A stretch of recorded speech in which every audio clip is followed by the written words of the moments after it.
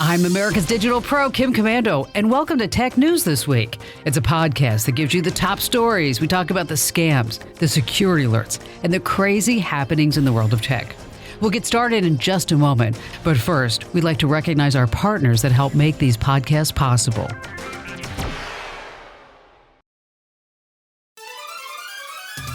Coming up in Tech News this week, we'll tell you about an amazing discovery near the South Pole, and you won't believe the song that's coming from a massive plate of floating ice. I'm Mike James. Also coming up in a little bit, we'll tell you about Google's latest update to its popular web browser that should make everyone a little bit happier today. Plus, Apple just announced it's going to have another reveal event in a couple of weeks. Actually, the date is October 30th. And coming up, I'm going to tell you about all the new cool gadgets that are on their way. Microsoft is trying to fix its latest Windows 10 update disaster. Well, later, we're going to talk to you about even more problems that it's running into. Now, more than ever, you need to pay attention to your router, even if it's still working. All that and much more on Tech News This Week from Komando.com.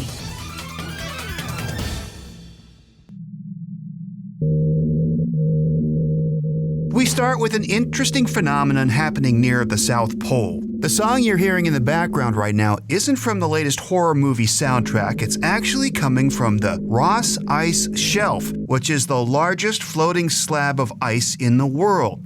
Scientists on a recent Antarctica expedition discovered that the massive plate of glacial ice was making an odd noise. It's actually a slow seismic hum that's being produced by a thick layer of snow while it vibrates under the strong gusts of wind.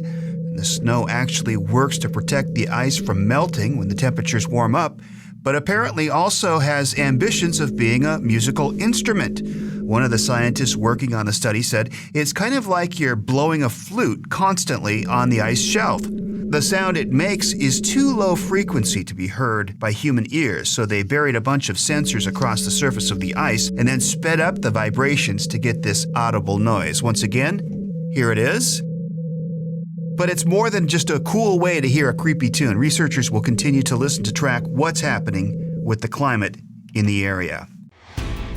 Do you remember the uproar when Google released Chrome 69 not too long ago? All right, maybe you didn't really pay attention to the release number, but it was an update to the Chrome browser. It's a popular web browser. It had a feature that was totally freaking people out. It was unexpectedly signing everyone into Chrome when they signed into other Google accounts like Gmail or YouTube. A lot of people worried that being automatically signed into Chrome meant things like bookmarks and passwords and browsing history between the gadgets would suddenly be synced up. That wasn't actually the case. Those things weren't being synced, but still, people didn't trust it. They didn't like it. It was new, and nobody gave them any forewarning that this was about to happen. So Google's now making a change that will hopefully calm everybody down. Chrome 70 is rolling out right now, and it has a way to stop from being automatically signed into Chrome. Here's how it works. Just open Settings, scroll to the bottom of the page. Then you'll see a toggle switch. Look for something that says Allow Chrome Sign In. Just toggle the switch to off, and you can sign into Google sites like Gmail without having to sign into Chrome. The problem is that, well, it's on by default, so you need to turn it off if you don't want to be automatically signed in. It should be the other way around, I hear you. But at least there's a way to turn it off right now. Hey, remember all the problems Microsoft was having with its Windows 10 October update? Many people who received the update said it caused a bunch of their saved files to be deleted. A bug slipped past the testers and made its way into people's gadgets. So, Microsoft ended up stopping the rollout of the update and went back to work on it. Well, things didn't go so well from there. The tech giant found even more bugs and had to patch them too. There were issues with driver compatibility that was causing audio problems on devices. Not only that, but other bugs have surfaced, including the dreaded blue screen of death that crashes your system completely. Other issues that are being fixed are inaccurate CPU usage, reporting in Task Manager, and problems with third-party antivirus software. A new version is in test mode. Once again has been released to Windows insiders. Now, once all of these bugs have been taken care of, a new update will roll out to everyone else, and it shouldn't be too far away, according to Microsoft. Apple wants you to know all the ways it's protecting your privacy. We're going to tell you how to check for yourself next. Right now, a quick thank you to our amazing partners who help make this podcast possible. Earlier this week, we told you about how Apple is making all of the data it knows about you available for download. You just need to sign in to its privacy page and then go from there. But there is other important information to be found. Apple also updated the privacy page, letting you know just how it protects your information. The first thing the company wants you to know is that all of your data is encrypted. And once you set up a password or Face ID, your data is turned into indecipherable text. And there's no backdoor for law enforcement or hackers to gain access. Even messages sent through iMessage or FaceTime are encrypted, so no one else can steal them during the transit. Apple's Safari browser also has your back when it comes to privacy. It blocks third-party cookies, making it difficult for websites or advertisers to track your internet activity. And you can't be tracked through Siri either.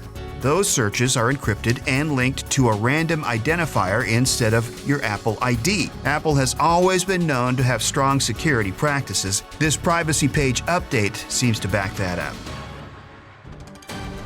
The U.S. Embassy in Australia recently sent out a mass email with a funny picture of a cat relaxing, dressed in a turquoise bathrobe, eating cookies. It was an accident. Maybe the send all button should be password protected. Last August in Washington, D.C., someone sent a text about John McCain's passing to the general public and not where it was supposed to go, the federal employee list. In May, citizens in Salem, Oregon received a bogus text urging them to quickly prepare for action. And who can forget the false text messages in Hawaii warning everyone of incoming ballistic missiles?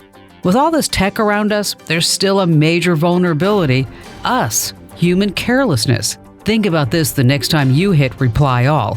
It's probably going to be a mistake. Hey, speaking of Apple, there's more exciting news on the way. The tech giant just announced that it's going to have another special reveal event in a couple of weeks with the tagline, "There's more in the making." It'll take place on Tuesday, October 30th, where a slew of new gadgets will be revealed. We're expecting to see some new iPad Pro tablets as well as updates to its line of MacBooks. The new iPads are rumored to have slimmer bezels and Face ID, which would be the first Apple gadget other than the iPhone to have that technology. Music fans are going to love this. There could also be new AirPods revealed during this event.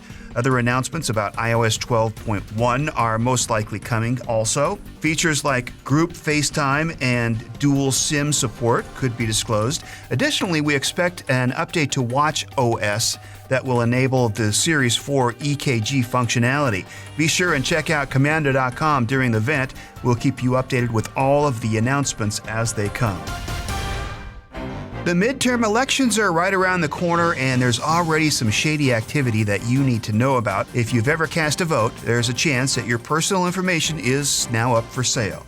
According to researchers at Animali Labs, the personal information of millions of Americans is being sold on the dark web, nearly 35 million to be exact. Someone is selling names, phone numbers, physical addresses, voting history, and other voting data of people from around 20 states. Now, as you may know, most of this information is public record. It's actually legal to get it, but it is illegal to sell it. So why are people willing to pay for it? Well, possibly because all of the legwork has been done for them. Not only that, but the seller claims to have inside sources at state governments who feed them updated records every week. So they're guaranteed to have the most up-to-date information possible right before the upcoming midterm elections. This data, combined with other data breaches like the one at Equifax that exposed over 100 million Social Security numbers, could lead to a spike in identity theft cases. So we've all heard all the stories about election tampering, certainly from Russians and everywhere else. It does kind of give you a little bit of pause as to who you're going to vote for and if it really matters. Just ahead from Komando.com, we're going to talk about how unscrupulous app developers are ripping you off without your knowledge. And later on, nobody thinks about their router until it stops working, and then suddenly it's a high priority. But let me tell you something, that router is a prime target for hackers. We're going to talk about how to keep snoops and masterminds off your network. And let's take a moment now for a word from one of our sponsors in this podcast.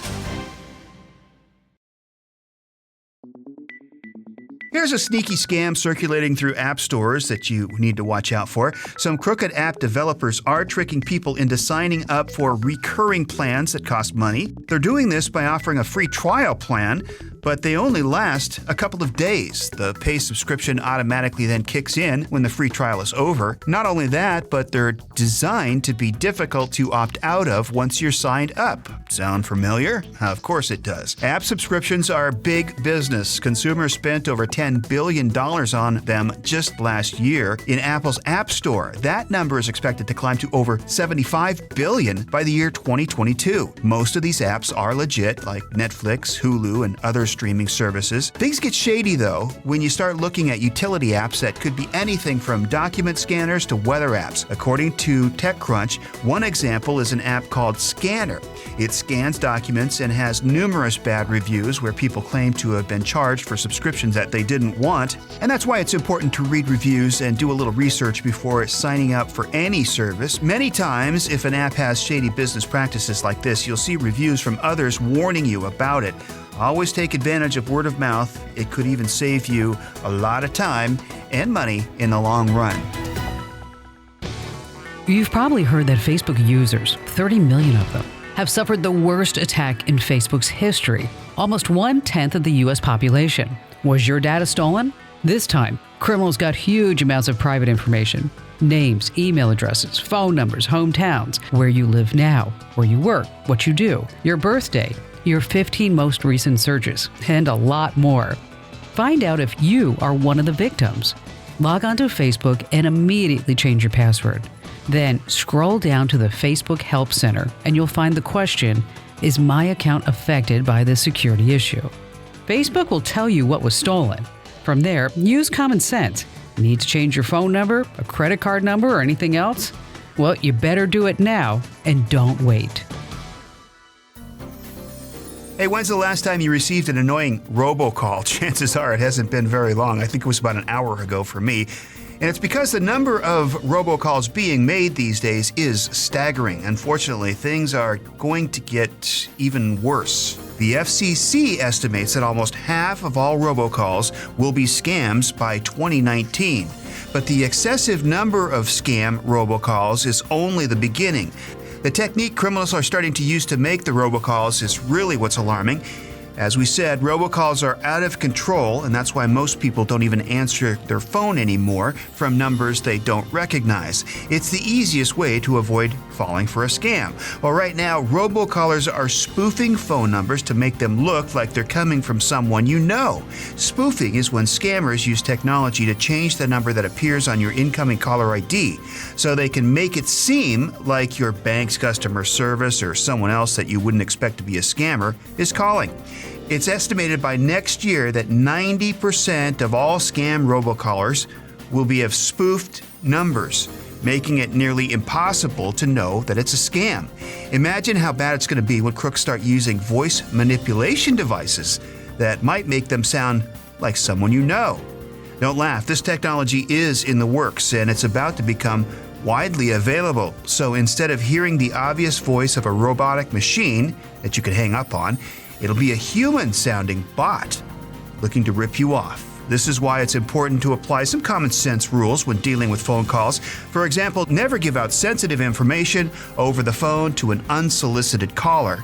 And if you have business with your bank, you should make the call to the number listed on the back of your debit or credit card. It's always better to be safe than sorry. So your house has a great security system. There are locks on all of your doors. No one could possibly get in, except for an open door that you completely forgot about. Your router is basically that open door. Nobody thinks about their router until it stops working, but hackers sure do. That's why you need to have the right encryption set on your router. This way, no casual snoop or mastermind can get on your network and access all your files. It's also a good idea to make your router do double duty. Set up one network for you and another network for any guests. This way, you keep your private files private. I put my internet gadgets on the guest network too. That makes it harder for hackers to break in. If your kids are driving you crazy with all their phones and gadgets and gizmos, your router will let you filter sites, set up controls, and best of all, turn on and off the internet on your schedule. You can also set up a VPN and a really strong firewall. Hit my column for the exact steps on how to do these 5 router security fixes now before it's too late. I'm America's Digital Pro, Kim Komando, and now you're up to date. And I'm sure you want to learn more. So listen to my other podcasts or let them come to you in the free Komando.com app, which you can get at iTunes and Google Play. Just search for Komando on your favorite podcast player. And join me this weekend for my national radio show. I answer your questions about everything digital, and I'm sure you have at least a few. For the station nearest you, head over to Komando.com/radio. That's Komando.com/radio.